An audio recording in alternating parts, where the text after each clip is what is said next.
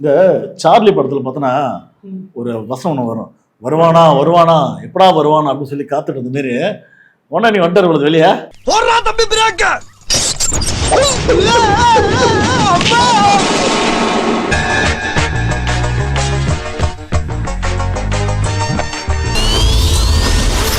பாத்தீங்கல்ல தென் மாவட்டம் பூரா அப்படியே கதி கலங்குது பாரு. என்ன ஒரு அதிசயம் ஆனந்தம் கூட்டம் என்ன மாரி என்னங்க திருவிழாவும் இருக்காதுங்க. சொல்றது இந்தியாவுல வந்து இந்த அளவுக்கு கூட்டம் வேற எந்த ஒரு கட்சிக்குமே இருந்து கிடையாது. எம்ஜிஆருக்கே கிடையாதுங்க. எம்ஜிஆருக்கே கிடையாதா? ஆமா எம்ஜிஆருக்கே கிடையாதுன்னு சொன்னா எம்ஜிஆர் ஃபேன்ஸ் எவரும் போட மாட்டாரு ஓட்டு பார்த்து அப்போ வச்சுறது. சரி அப்புறம்னா அதுக்கு மேல ஒன்னும் வந்தாவே 4 பேருக்கு பைக்ல இருந்து விழுறது இன்னைக்கு எங்க தலைவர் முதல்ல பிரச்சனை ஆரம்பிச்சாரோ அதுல இருந்து 4 பேர் கீழே 40 பேர் சாவான். இதான் காரணம் நடக்கும். இது வந்து வரலாறு, நாளைக்கு பின்னாடி பேசும். அசிங்கம் தான் சொல்லலாம். ஆமா அதுன்னா சரி ஓகே. எங்க ஒன்னா வந்தாரு, எவனே எங்க ஒன்னா கிட்ட போயிட்டு ஆசீர்வாதம் வாங்கிட்ட பேர்ல பாத்தியா வேனு கல்வி பண்ணிட்டாயா. டேய் செவல தாவுடா தாவு. எங்க தாவுறது? நானே தவந்துகிட்டு இருக்கேன்டா. ஐயோ முன்ன புண்ண தாண்டி பழக்கம் இல்லையே.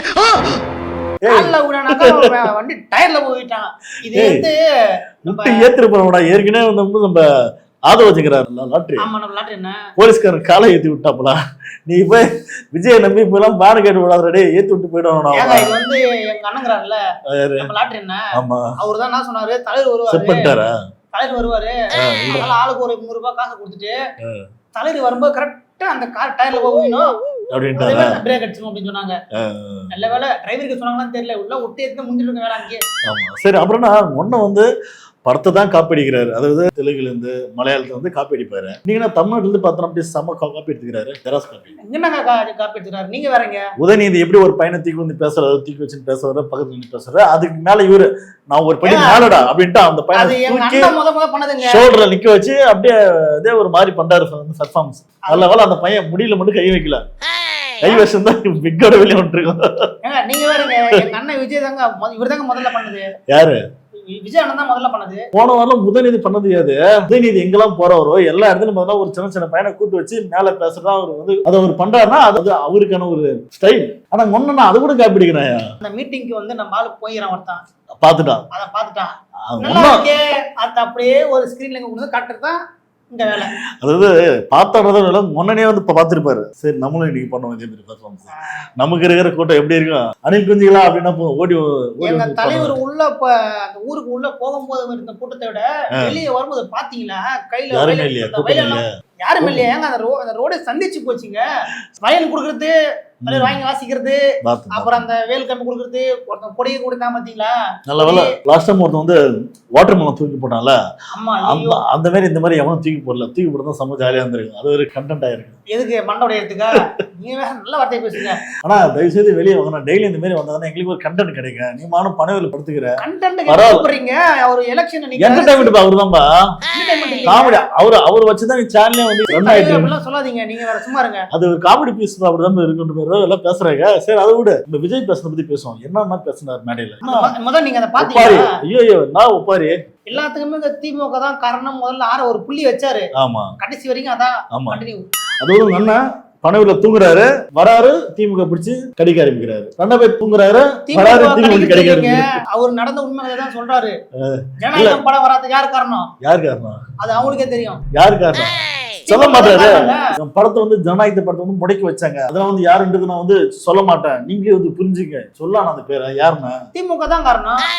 அதுதான் அன்லிகல் மைண்ட் செட்ல பார்த்தனா வதந்தியா ஃபார்ம் பண்ணது திமுக காரணம்ன்றது. ஆனா ஒன்னனுக்கு தெரியும் இந்த படத்தை எவன் பிடிச்சு வச்சிரான்றது. யாவன் பிஜேபி கிடையாது, பிஜேபி டிஎம்கே. உங்களுக்கு ஒண்ணு தெரியுங்க. மத்திய அரசு கண்ட்ரோல் அது இல்லாம மத்திய அரசு கண்ட்ரோல் வந்து உலகத்துக்கு தெரியும், ஒண்ணுக்கு தெரிஞ்ச விஷயம் தான். சோ அப்படி படத்தையே ஒருத்தவங்க பிடிச்சி வச்சுன்னா அதை பத்தி ஒண்ணும் பேச மாட்டாரு. வாய் திறந்து தெம்பு இல்லையா அவனுக்கு? அந்த ஜனநாயகம் படத்தை முடக்கி பார்த்தாங்க. இவன் வெளியே வருவானா வரமாட்டானா அப்படின்னு. அப்பயே எங்க தலைவர்ல இருந்து மீண்டும் ஏஞ்சி வந்தாரு. அதுக்கப்புறம் இன்னொரு பிரச்சனை ஆரம்பிச்சு விட்டீங்க. என்ன பிரச்சனை? அந்த டைவர்ஸ் மேட்டர். இத்தனை நாள் கம்முன்னு இருந்தீங்க, கரெக்டா எலெக்ஷன் வரும்போது கிட்ட வந்து ஆரம்பிக்கிறீங்க. நீங்க தாங்க போய் போன் பண்ணி சொல்லிக்கிறீங்க. முன்னாடி போன் பண்ணி சொல்லுவாங்க அப்படின்னு கேட்க தோணுது அவங்களுக்கு. நீ வந்து கள்ள கூட்டணி வச்சது தப்பு. கள்ள கூட்டணினா அது அக்காவோட இஷ்யூ. ஆமா, நீ கள்ள கூட்டணி வச்சு நீ வந்து ஜாலியா இருந்துட்டு நீ சந்தோஷமா இருந்ததுக்கு உன் பொண்டாட்டி உன் கூட வாழ முடியலன்னு சொல்லி அது கோவப்பட்டு டிவோர்ஸ் கொடுத்தது திமுக சதினா என்ன? சத்தியமா சொல்றேன், திமுக தாங்க சதி. அவங்க தாங்க எலெக்ஷன் டைம்ல அப்ப மனுஷனுக்கு சுய ஒழுக்கணும் தேவையா? அப்ப நீ என்ன பண்ணிருக்கணும்? ஒழுக்கமா இருந்திருக்கணும், பொண்டாட்டி பிள்ளைய பார்த்துருக்கணும். அதெல்லாம் விட்டுட்டு ஊரை மேய்ஞ்சிட்டு வந்தா இப்ப காரி தான் துப்பான். விடுங்க, நீங்க இதுக்கு வர டிஎம் பேசுற. சரி, வேற என்ன கேளுங்க. இல்ல, அவரு சொல்றாரு அது சுத்தி இருக்க ஆட்களே வந்து தூண்டி விட்டு என்ன வந்து முடக்க பாக்குறாங்க. என்ன இது? மக்களுக்கு ஒண்ணு அந்த விஷயம் நிப்பான். ஆமா, பார்த்தேன். அதாவது கண்ணீர், இந்த மக்களுக்கு வர கண்ணீரும் யான் கண்ணீரும் ஒண்ணு. எனக்கு வலிச்சா எனக்காக இந்த மக்கள் அழுவான். அவனுக்கு ஒண்ணுன்னா நான் வந்து அழுவேன். ஆனா கருவுல 48 செத்தா நான் கால் தெரிக்க ஓடுவேன். கருவுல 47 பேரு செத்த உடனே ஒரு வாரத்துல நீ மலேசியால போய் டான்ஸ் ஆடுற. அப்ப எங்க உன் கண்ணுல தண்ணியா வரலையா? என்ன தமிழ்நாட்டு மேட்ரு இங்க முடிச்சாச்சுங்க. மலேசியான்றது வேற ஒரு நாடு. அதனால அங்க போயிட்டு நீ அக்கா கூட ஜாலியா இருப்ப. ஜலபுலான்ட்டு கூட இல்லீங்க, வேற யாரு கூட அது. அப்புறம் ஏன் அந்த டிராமான்னு சொல்றேன்? கண்ணீர் வரும்னா நீ நிக்கணும்ல, களத்துல நிக்கலாம் சார். அதை கூட முடியா. தஞ்சாவூர்ல உன்னை பார்க்க வந்தேன். இப்போ ஒரு பையன் ஹாஸ்பிட்டல் வந்து டெத் ஆயிட்டாயா? போய் பாத்தீங்க வந்து போயிட்டேன். அவர்னா சாதாரண ஆளா? எங்க போனாரு? பிஸியா இருக்காருங்க. அதான் பிஸியான எங்க போனாரு? வளைக போறாரு, அட்லியோட காப்புக்கு வளைக போய் இவர் மட்டும் போனாரு. பக்கத்திலேயே பார்த்தோன்னா அக்காவை கூட்டு வராரு. Same dress, blue colour. அண்ணன் ப்ளூ கலர் ட்ரெஸ் போட்டு போட்டோ போறாரு. அக்கா அந்த பக்கம் தனி ரூம்ல வந்து ப்ளூ கலர் ட்ரெஸ் போட்டு போட்டோ போடுது. அப்ப என்ன அர்த்தம்னா நாங்களாம் ஒரே ஃபங்க்ஷன் தான் சொல்லாதீங்க, விடுங்க. எங்க தலைவர் வந்து கொஞ்சம் வைஃப் புரிஞ்சு இருக்கிறாரு, ஜாலியா இருக்கிறாரு, ஜலபுலா இருக்கிறாரு, வந்து கூட்டு போறாரு. அது ஒரு சுத்தமாங்க. அப்ப வந்து மக்களுக்காக நான் வந்து நிப்பேன், மக்களோட கண்ணீரை வந்து நான் வந்து துடைப்பேன் அப்படின்றதுலாம் டிராமா.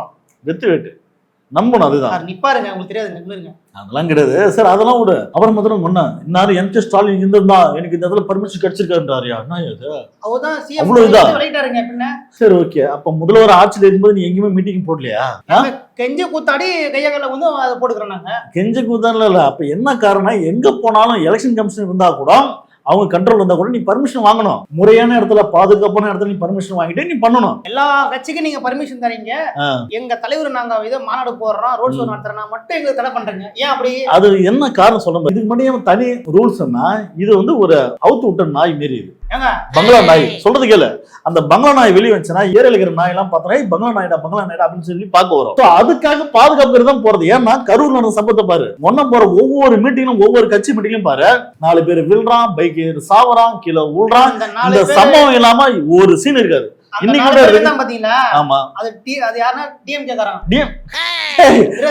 அணில் பாதிப்பு பாத்தியா? அப்ப பாதிக்கப்பட்ட அணில் வந்து செத்து போயிட்டா கூட அவன் என் கட்சிக்காரன் இல்ல அப்படின்றதான். அப்புறம் நீங்களா எதுக்கு அவங்க சொல்றீங்க? மக்களுக்கு ஒண்ணு வந்து நிப் பண்றீங்க. உண்மையை பேசணும், ஓகேவா? அதனால வந்து இப்படி எல்லாம் பேசக்கூடாது. அப்ப வந்து மக்கள் மீது உங்களுக்கு வந்து எந்த ஒரு பற்றோ. உங்களுக்காக எங்க தலைவர் 400-500 கோடி சம்பளத்தை விட்டுட்டு வந்துக்கிறாருங்க.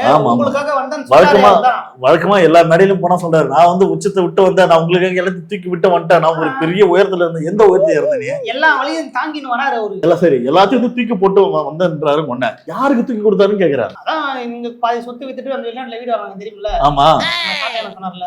ஆமா, கள்ளக்கூட்டணிக்காக உன் கள்ளக்கூட்டணிக்காக கொடுத்ததெல்லாம் நீ வந்து தூக்கி போட்டு வரணும்னு சொல்ற. தமிழ்நாட்டை காப்பாத்தணும்னா ஒருத்தன் புதுசா வரணும். வேண்டாம் வேண்டாம் வேண்டாம். அதுதான் அந்த பாட்டுலயே சொல்றாங்க பாத்தீங்களா? கடைசி நம்பிக்கை எங்க தலைவர் மட்டும்தான். வேண்டாப்பா சாமி, தயவுசெய்து வேணாம்பா. ஏற்கனவே 41 பேர். அதாவது நீ என்னைக்கு கட்சி ஆரம்பிச்சு கிட்டத்தட்ட பார்த்தோன்னா இதன வரைக்கும் 57 பேர். அவ்வளவு பேர் பாதிக்கப்பட்டதே போதும்பா. நீ வந்து சாதாரண சும்மா சாதாரண விஷயம் கிடையாதுங்க. சாதாரணம் கிடையாது. தமிழ்நாட்டுல எத்தனை பேர் கட்சி மீட்டிங் போடுறாங்க? எந்த கட்சியில யாராவது செத்துக்கிறானா? சினிமாக்கார வந்தா வந்தவங்க கூட்டம். அதாவது கமலஹாசன் வந்தவங்க நிப்பாங்க கூட்டம். யார் வந்தா நிப்பாங்க? ஏன் யோகி பாபு, சந்தானம், எந்த ஒரு காமெடி ஆக்டர் வந்தாலும் கூட்டம் வரும். இதுக்கெல்லாம் பெரிய விஷயம் பேசக்கூடாது. அதெல்லாம் ஓட்டா மாறணும். அதெல்லாம் ஓட்டா மாற மட்டும் தான் பெரிய மேட்டர். அதெல்லாம் பேசணும்.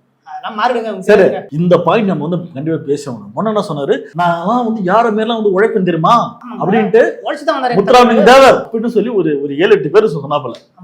என்னது 7-8 பேருக்கு வந்து பார்த்தா எல்லாம் சாதி தலைவர், அவன் சாதிக்கும் ஒரு தலைவர் பேரை வந்து ஒண்ணு பேசுறாரு. அதாவது இவங்களை போல வந்து உழைப்ப சாதியை ஒழிக்க வந்தவர் எங்க தலைவர், சாதி என்னைக்கு எதுக்க மாட்டாரு. அதாவது சவுத்துல பார்த்தோம்னா மோஸ்ட் ஆஃப் பீப்புள்ஸ் பார்த்தோம்னா அந்த சாதி அடுக்கு அந்த ஒரு ஏற்றத்தை ஒரு கட்டமைப்பு தான் வாழக்கூடிய மக்கள் தான் கண்டிப்பா இருப்பாங்க, பெரும்பான்மை மக்கள். அதுக்குதான் நாங்க போய் சாதியை பத்தி பேசல, சாதி தலைவர் பத்தி பேசிருக்க. அப்ப அங்க போயிட்டு நீ என்ன பேசணும், சாதி ஒழிப்பு விதமா நீ பேசணும். அதை விட்டு சாதி பெருமை பேசுறத பேசிக்கிறேன். யாரு உன்னை கேட்டா?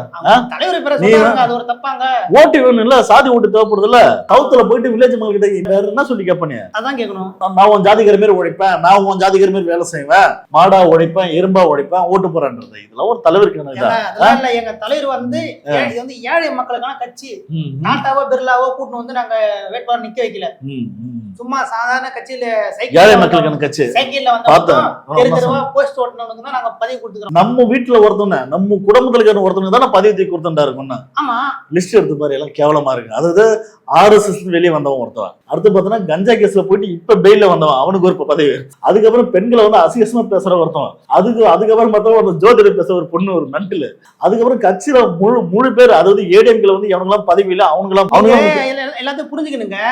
பிஜேபி கட்சியில இருந்து ஒருத்தன், RSSல இருந்து ஒருத்தர், எல்லாரும் கட்சியில இருந்து கூட்டு நாங்க வச்சு நிக்கிறோம். ஆனா கட்சியில அடிப்பட்ட தொண்டனுக்கு எவனுக்கு இல்லையா சீட்டு? அவன் காரி துப்புறான், வரம்புடே உனக்கு உன்னை போய் நம்பி போய் போஸ்ட் ஓடணுமாடா, ஒரு சீட் எனக்கு தரலன்னு சொல்லி காரி துப்புறான். அவன் கொடுப்பாருங்க, இருங்க. அப்ப வந்து என்ன காரணம்? அப்ப வந்து நீ வந்து நல்லவன் கெட்டவன் மேட்டர் கிடையாது.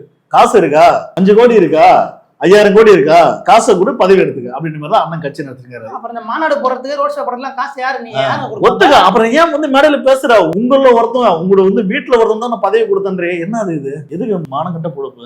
கொடுப்பாரு. அப்ப வந்து நீயும் வந்து காசுக்காக தான் ஒரு பினாமே வந்து வேலை செய்யற. அப்புறம் என்ன சொல்றாரு? ஒன்னும் வந்து மேடல என்ன சொல்றாரு? மக்கள் பணத்துல நான் வந்து ஒரு பைசா எடுக்க மாட்டேன்றாரு. சொல்லுங்க, எங்க தலைவர் இது வரைக்கும் இந்த மக்களோட பணத்தை ஏதாவது ஒரு 10 நிமிஷம் ஆட்டை கொடுக்குறாரா?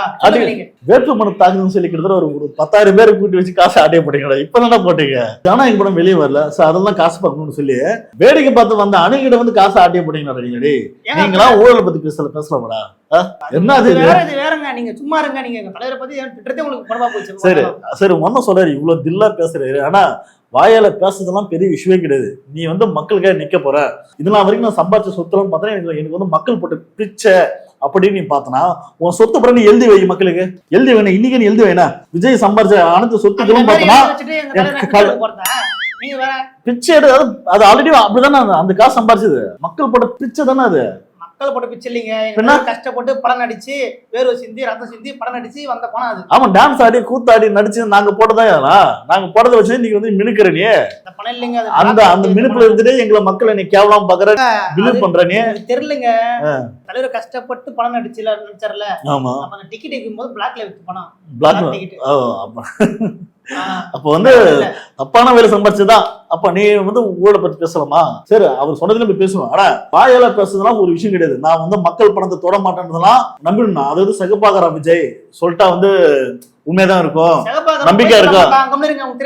அதனால அப்படிலாம் நாங்க நம்ப மாட்டேன். எழுதி கொடு, நான் மக்கள் பணத்தில் நான் தொட மாட்டேன், என்னோட சொத்து வந்து இன்னைக்கு இவ்வளவு மதிப்பு இருக்கு, இதுக்கப்புறம் ஒரு படி மேல போனாலும் பினாமி சொத்து எவனா இருந்தாலும், என்னோட வீட்டு கார் டிரைவர் இருந்தா கூட அவங்க மேல சொத்து இருந்தா கூட முழு சொத்து நான் அபகரிக்கப்படும் அப்படின்னு எழுதி கொடு. நீ எழுதி கொடு. தில் இருந்தா அப்புறம் எதுக்கு இந்த வாய் பேச்சுன்ற? எல்லாரும் சொல்ற மாதிரி தாங்க சொல்றாருங்க. தில் இருந்தா எழுதி கொடுன்ற சொல்றாரு.